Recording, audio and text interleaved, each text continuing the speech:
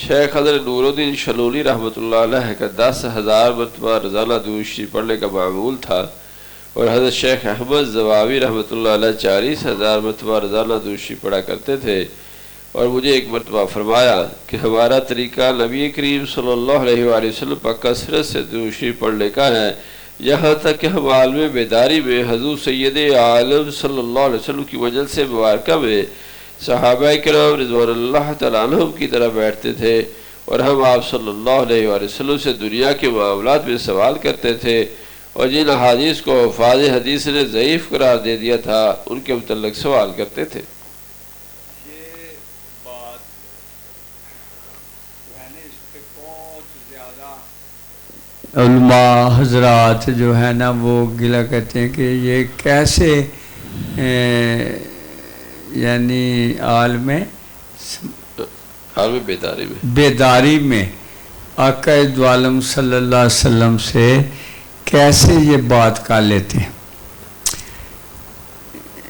یہ اختلاف سے اس لیے ہے کہ چونکہ یہ نہ اہل علم کے ادراک میں آتی ہے بات، نہ شعور میں، نہ ہی انہیں وہ مشاہدہ نصیب ہے، لیکن یہ عین حقیقت ہے کہ یہ ایک بزرگ نے نہیں کہا، کافی بزرگوں نے کہا ہے، اور آج بھی اسی طرح یہ نعمت حاصل ہے جن پہ کرم نوازی ہوتی ہے، یہ بندے کا روحانی ارتقاء ہے۔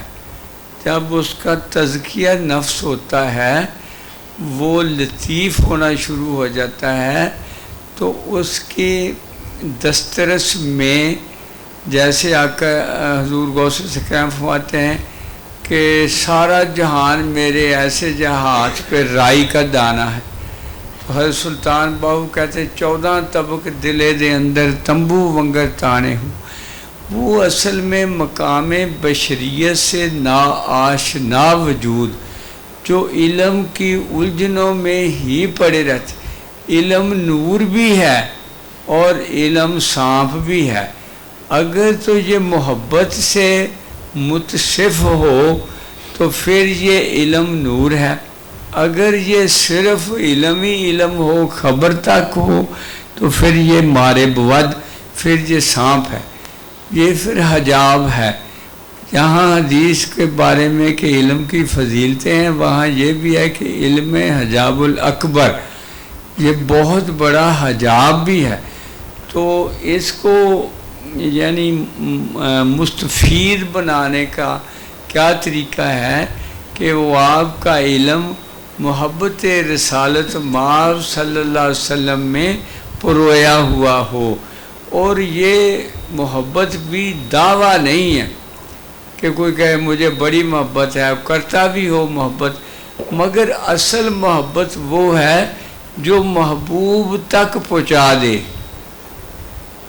صحیح ہے، یہی محبت ہے جو ایسے یعنی بیداری کے حالت میں آقا دو عالم صلی اللہ علیہ وسلم کی ذات تک پہنچا دیتی ہے، اور یہی محبت ہے جو اللہ کی معرفت نصیب کرتی ہے اور وصال الہی ہوتا ہے، اور اس کو خطاب ہوتا ہے کہ وہ جو افلاک سے آتا ہے، نالوں کا جواب آخر، اٹھتے ہیں حجاب آخر، ہوتا ہے خطاب آخر۔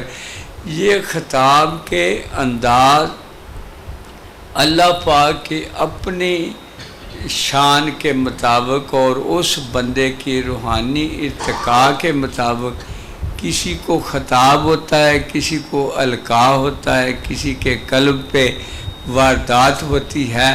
بہرحال وہ اس کی انفرادی خصوصیت ہوتی ہے کہ اس کو کس طرح اللہ پاک نوازتا ہے۔ کوئی بھی آقا دو عالم صلی اللہ علیہ وسلم کی طرح وحی کا حامل نہیں ہے، کوئی بھی وحی کا حامل نہیں، اور کوئی نیا پیغام نہیں، اسی وحی کی، اسی کتاب کی جو اترا ہوا ہے آپ پہ، تفسیر اس کے معنی القاء ہوتے ہیں، یہ ہو جاتے ہیں کہ اس کے کام آنی ہیں، یہ اس کی شان نزول کیا ہے، یہاں تک وہ کیفیت بھی عطا ہو جاتی ہے کہ آقا دو عالم صلی اللہ علیہ وسلم پہ جب قرآن پاک اترتا تھا تو آپ کی کیا کیفیت ہوتی. یہ سارے مدارج ہیں بشریت کے عروج کے. تو در حقیقت جنہوں نے یہ راہ ہی اختیار نہیں کیا ان کا انکار بھی برحق ہے، مگر وہ مجرم ہیں کہ وہ سمجھنے کی بجائے، اس کو حاصل کرنے کی بجائے اس کو رد کر کے محروم رہ گئے. جنہوں نے حاصل کیا کوئی وہ الگ دنیا کے تو نہیں تھے، وہ بھی اللہ ہی کی مخلوق ہے، وہ بھی آقا دو عالم صلی اللہ علیہ وسلم کے امتی ہیں، مگر انہوں نے تزکیہ نفس کا پروسیس، وہ جو مقبول پروسیس تھا وہ اڈاپٹ کیا اور وہ ان نواز شاہ سے نوازے گئے.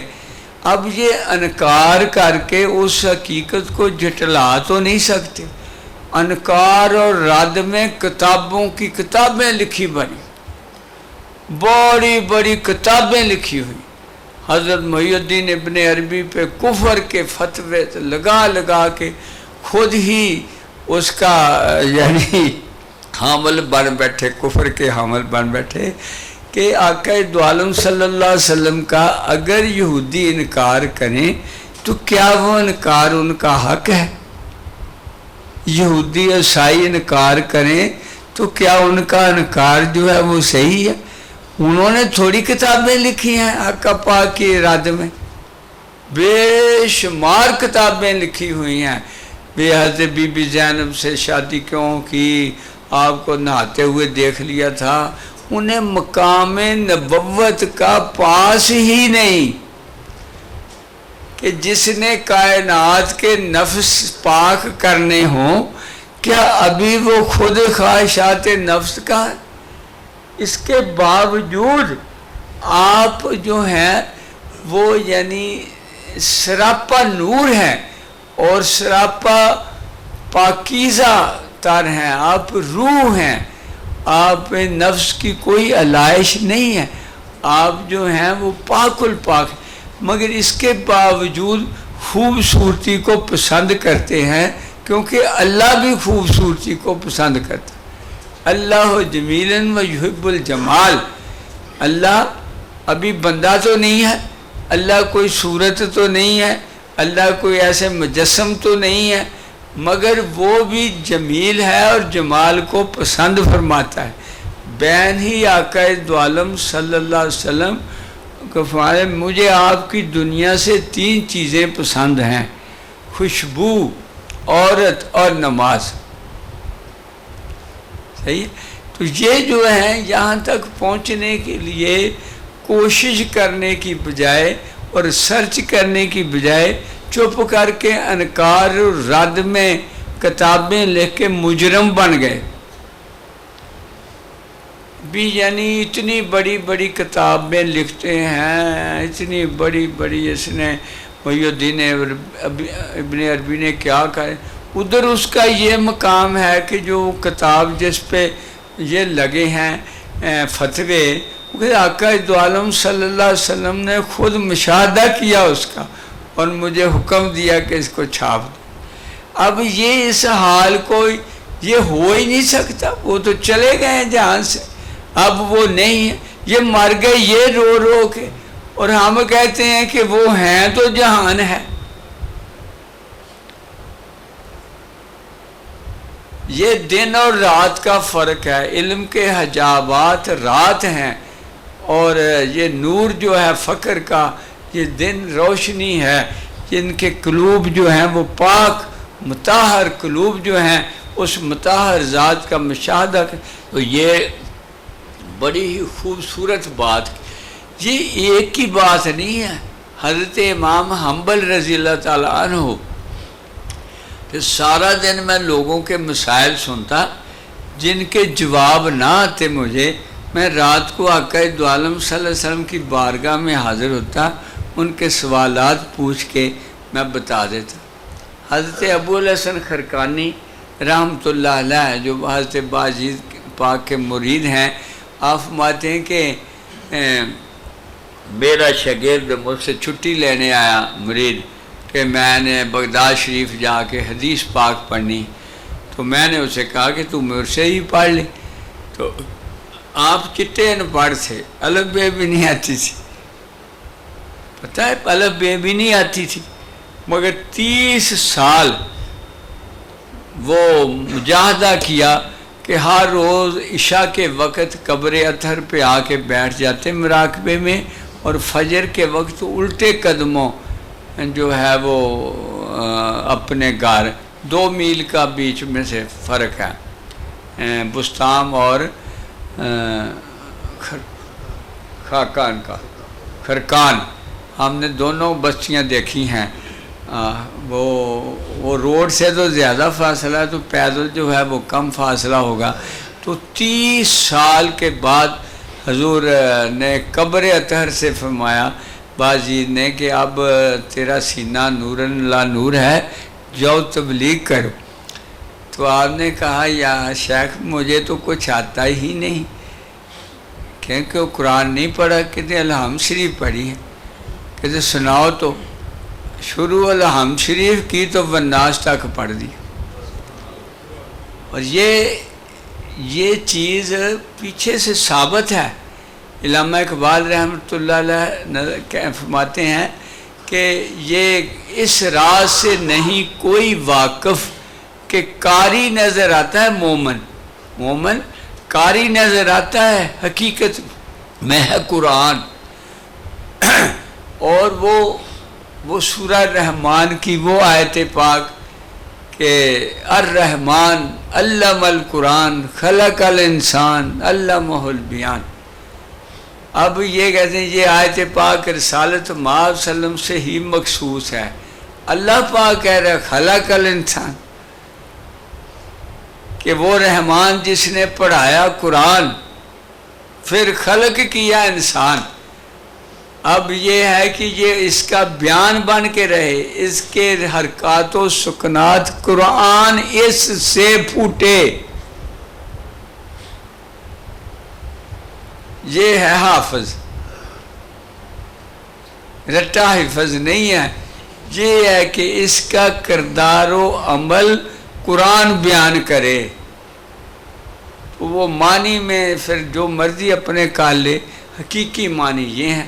تو جب یہ اس کے اندر قرآن ہے، حجابات نفس ہٹا دیے جائیں تو یہ جو ہے یہ قرآن سناتا ہے۔ آقا دو عالم صلی اللہ علیہ وسلم کی کیفیت تو دیکھو، اتنا بڑا قرآن، ظاہر ہے امی، مگر سارا تلاوت کرتے ہیں، یہاں تک کہ قرآن اکٹھا کرنے والوں کو یہ آیت فلاں صورت میں فلاں جگہ لکھنا۔ اتنا بڑا قاری کوئی ہوگا؟ یہ روحانی بلیدگی اور روحانی عروج سے نا واقف، اور اس پہ اعتراضات کر کے محرومی کا لیبل لگا لیتے۔ ارے یہ عروج آدم ہے، یہ آدم کو اللہ پاک نے شان بخشی ہوئی ہے، اس سے حصہ لے لو۔ داتا صاحب نے تو یعنی ایک حدیث پاک نقل کی ہے، جو اہل فقر کی بات نہ سنے وہ یعنی مجرم ہے، ان کی بات نہ سنے۔ یہ سننے کی بجائے ان پہ کفر کے فتوے لگا دیں، کس مان پہ کل کو پیش ہوں گے اللہ کی بارگاہ؟ بہرحال ضد ہی نہیں ہے، بضد ہیں، اور بڑے بڑے تبلیغیں کر رہے ہیں کہ یہ کہہ رہے ہیں، یہ کہہ رہے ہیں، یہ تو معراج بھی کہتے ہیں، وہ تو حضور پاک صلی اللہ علیہ وسلم کو نصیب ہے بس۔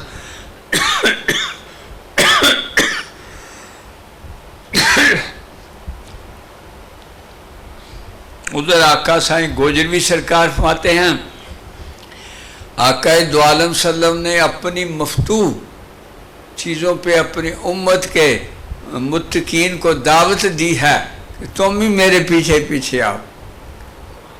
اور حضور غوث ثقلین فرماتے ہیں میں نے آقا دو عالم صلی اللہ علیہ وسلم کے ہر قدم پہ قدم رکھا ہے، مگر نبوت پہ نہیں. اب معراج پہ رکھا ہوگا کہ نہیں رکھا ہوگا؟ وہ پڑھیں تو ان کو دل کی گہرائیوں سے پیار سے پڑھیں تو حاصلات ہوں. کہ میں نے ہر قدم پہ قدم رکھا ہے، گویا کہ ان صفات و مراتبات سے یہ، مگر نبوت کے مقام پہ میری جو ہے وہ ختم ہے. وہ مقام بس آپ ہی کے ساتھ متصف ہے، اسے آگے کوئی. اب فقیر کبھی کوئی کسی کو نبی مانے گا؟ مانے گا کسی کو جس کو اتنا پتہ ہے کہ نبوت کا سارا رول جو تھا وہ تکمیل کو پہنچ گیا ہے؟ وہ معرفت الہی تھا. معرفت الہی جب اس حال کو پہنچے کہ میں نے اپنے رب کو خوبصورت صورت میں دیکھا.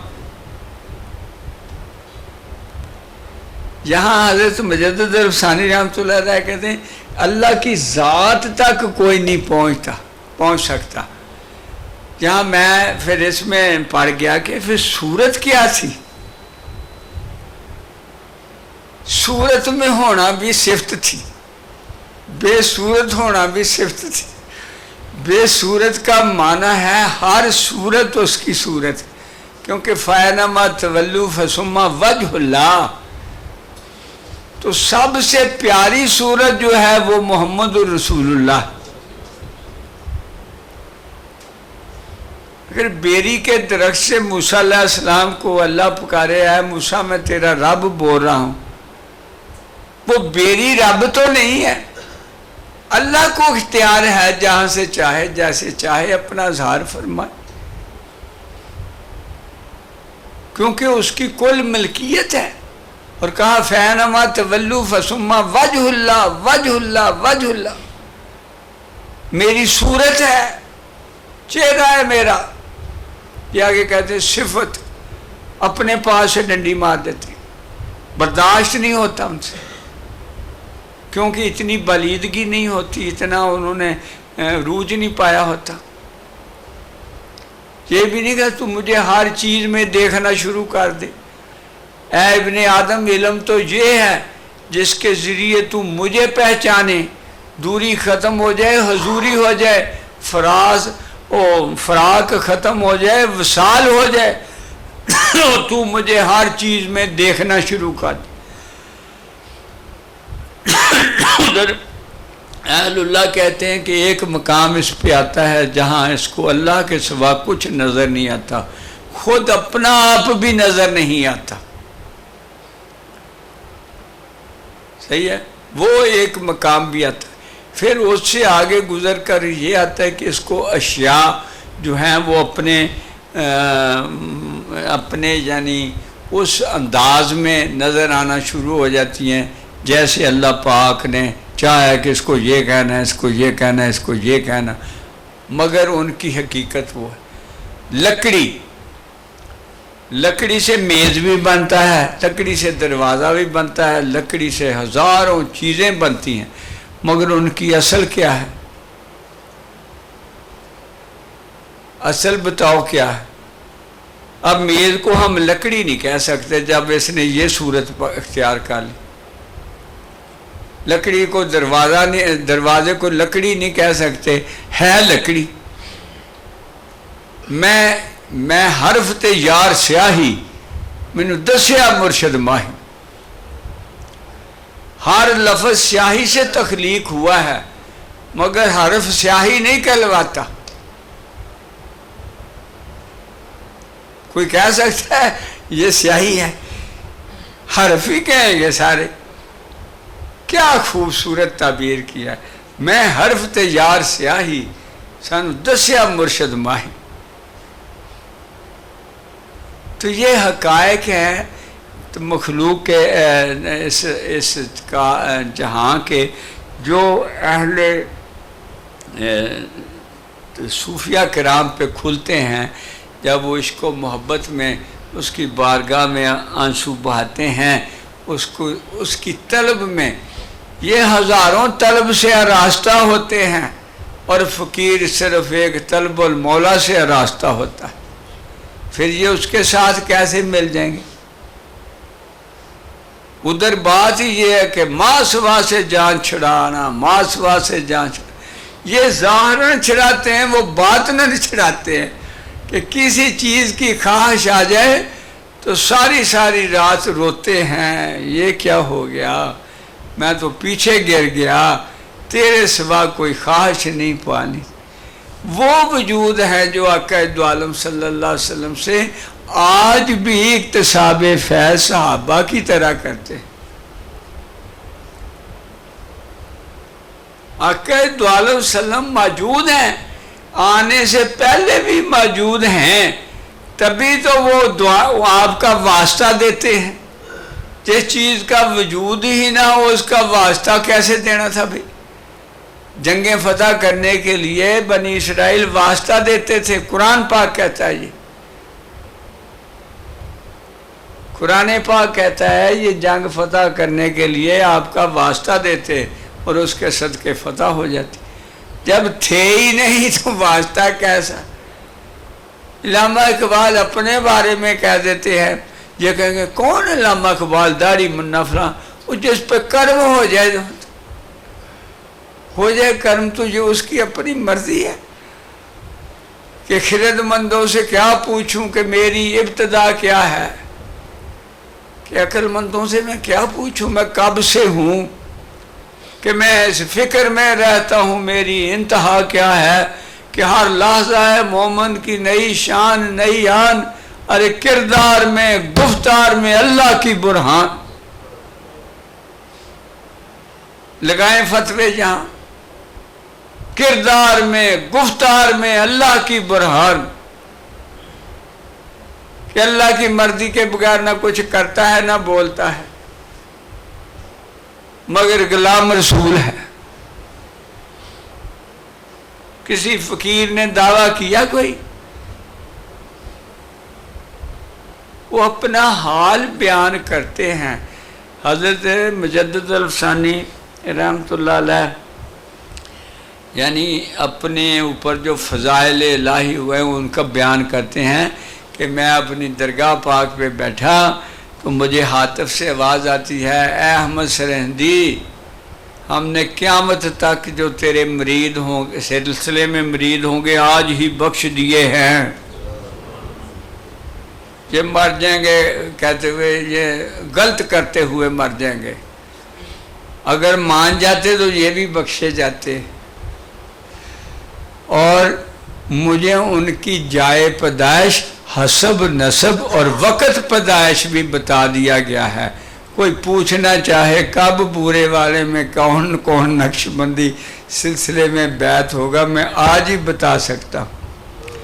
اور یہ سب کچھ جو میرے اوپر افاظہ کا لفظ آپ نے استعمال کیا ہے، یہ جو فضیلت ہوئی ہے یہ غلامی رسالت مآب وسلم کے صدقے ہوئی ہے۔ اگر کوئی کمی ہے تو غلامی میں کمی کی وجہ سے ہے۔ یہ دعویٰ کرتا نبوت کا تو کئی لوگ مان جاتے ہیں، لیکن وہ حقیقت پرست تھا نا، اس نے غلامی رسالت مآب وسلم کا اظہار کیا جو حقیقت تھی کہ آپ کے بعد نبوت کا تصور ختم ہے، کوئی نبی نہیں آپ کے بعد، کیونکہ نبوت کا رول مکمل ہو گیا ہے۔ وہ معرفت الہی تھا جو آپ نے اخیر تک پہنچا دیا کہ من رأیت ربی فی احسن صورت ہی، اور اللہ پاک نے کہہ رہا یہ لب نہیں ہلاتا جب تک میں نہیں، میں ہی ہوتا ہوں، بولتا یہ ہے، گفتہ او گفتہ اللہ بود گرچہ از حلقوم عبداللہ بود۔ جو اصرار کر کے آئے تھے ہم نے رب کو دیکھنا ہے، رب کو دیکھ، تو آپ نے کہا قیامت کو دیکھ لینا بھی نہیں، آج ہی دیکھنا، تو آپ نے کہا مجھے دیکھ لو۔ ابھی یہ تو نہیں ہے کہ آپ نے اس کے بعد کہا ہو کہ میں رب ہو گیا ہوں، نہیں، صورت تو اس کی صورت ہے، خلق اللہ آدم لا صورت ہی، اور فینما تولو فثم وجہ اللہ بھی یہی کہہ رہا ہے۔ ایسے تو نہیں کہا اس کو پھٹے منہ نہ کہنا، اس کے منہ پہ تھپڑ نہ مارنا، یہ منع ہے ساری چیزیں. وہ جو آقا دو عالم صلی اللہ علیہ وسلم ایک پاگل بڑھیا کو سحر دوپہر ٹائم دے رہے ہیں، وہ کو بڑھیا کو دے رہے تھے تو بڑھیا کے بنانے والے کو دے رہے تھے کہ اگر میں نہ سنوں تو کون سا. لہذا یہ فقر کے حاصلات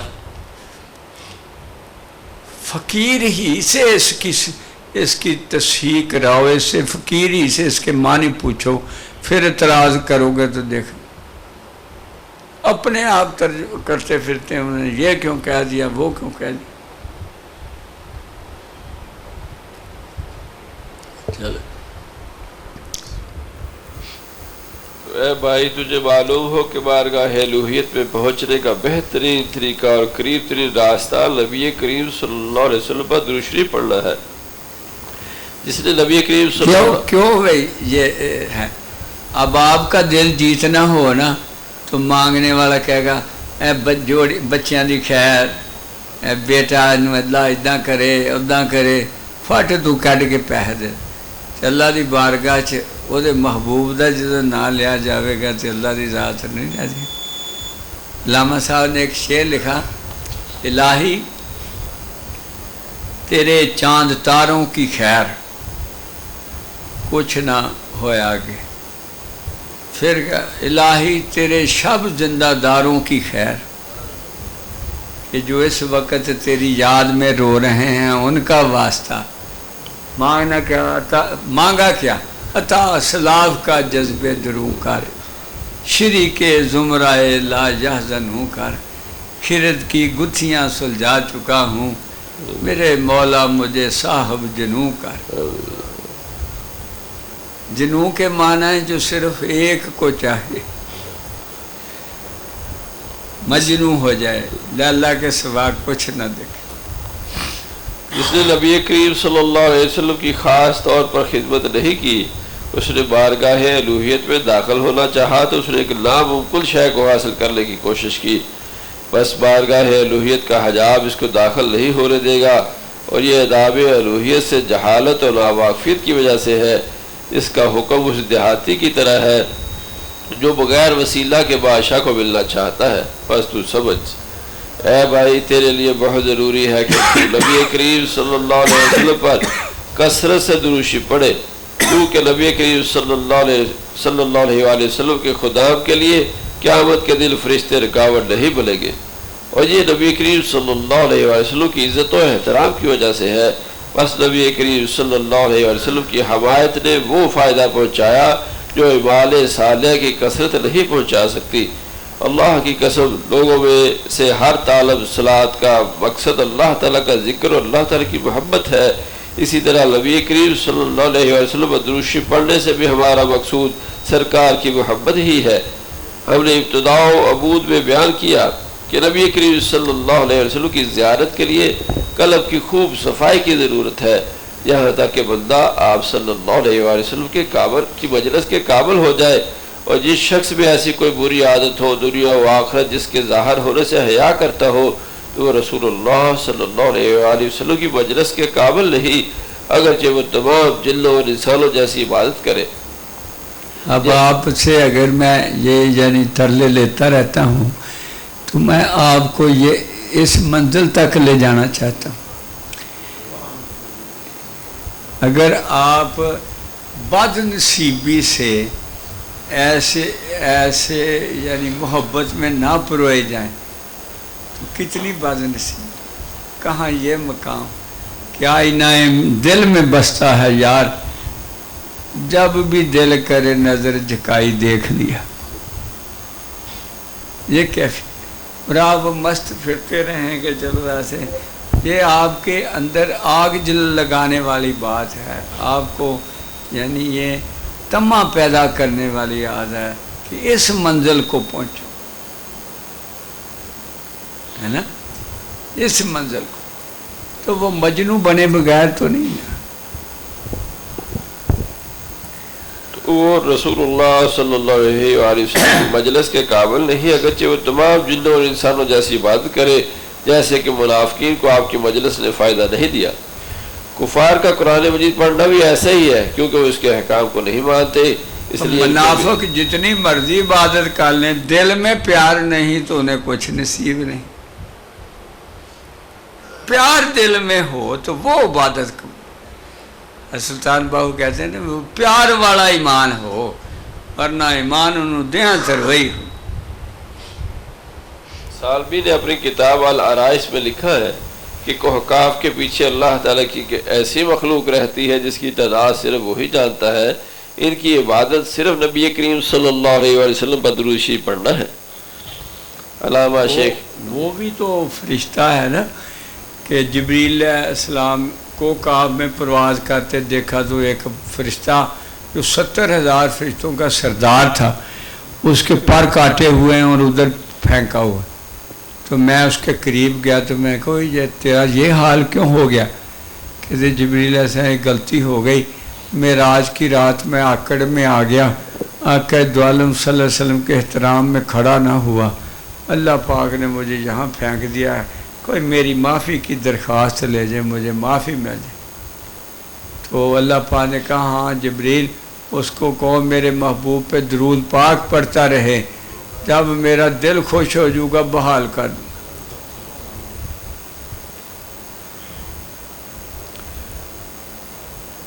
علامہ شیخ احمد بن مبارک نے الابریز میں اپنے شیخ غوث الزمان سید عبدالعزیز دباغ رحمۃ اللہ علیہ کے مناقب میں لکھا ہے کہ سیدنا حضرت خضر علیہ السلام نے آپ کے ابتدا حال میں آپ کو ایک وظیفہ دیا تھا کہ روزانہ 7,000 مرتبہ یہ پڑھا کریں۔ آپ نے اس وظیفے پر ہمیشگی فرمائی۔ یہ وظیفہ یوں تھا: اللہم یا ربی بجاہ سیدنا محمد بن عبداللہ صلی اللہ علیہ وسلم اجمع بینی و بین سیدنا محمد بن عبداللہ فی الدنیا اقبل الآخرہ۔ مذکورہ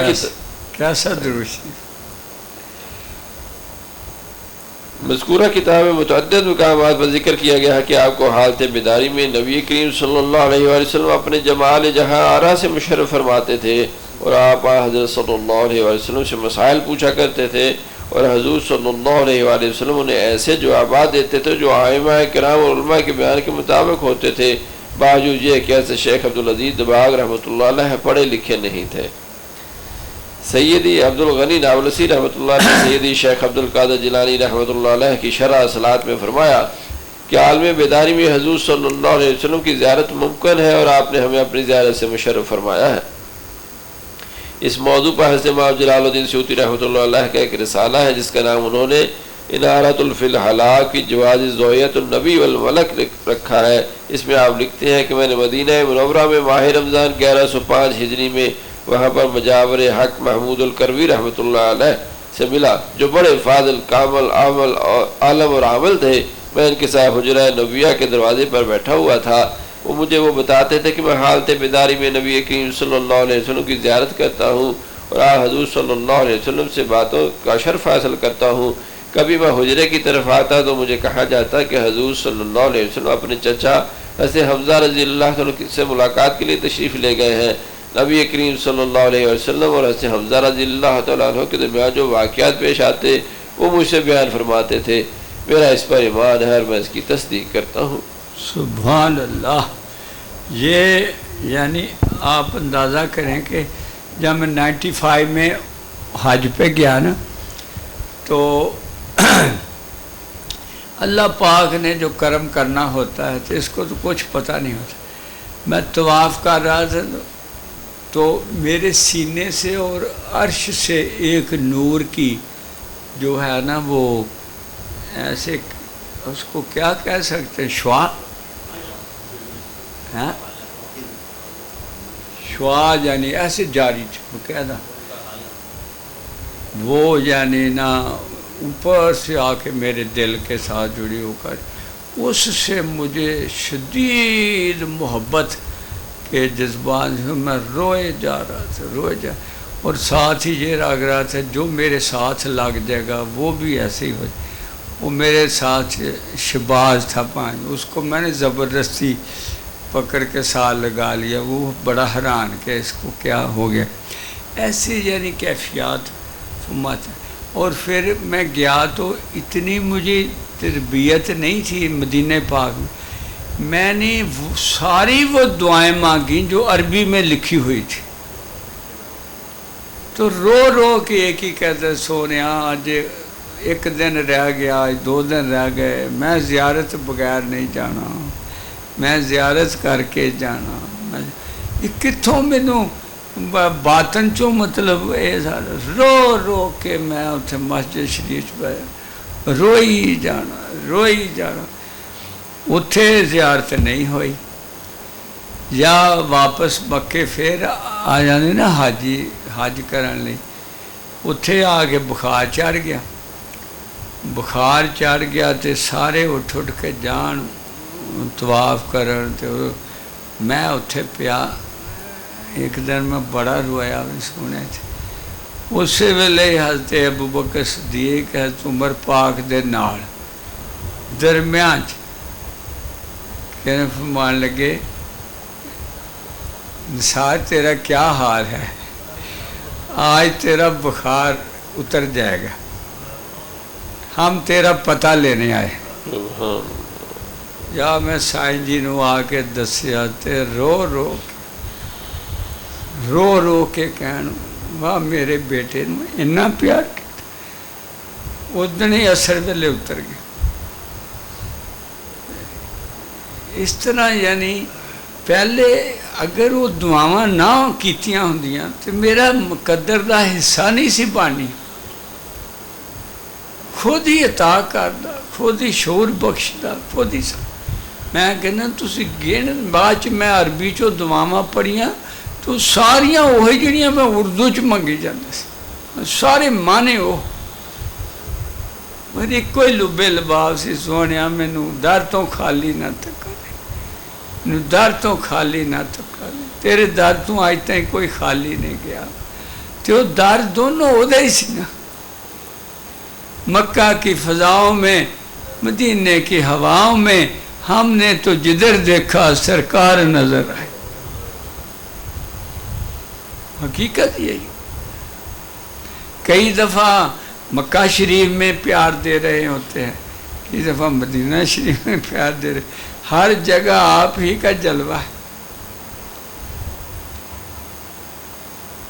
چلو اللہم صلی اللہ سیدنا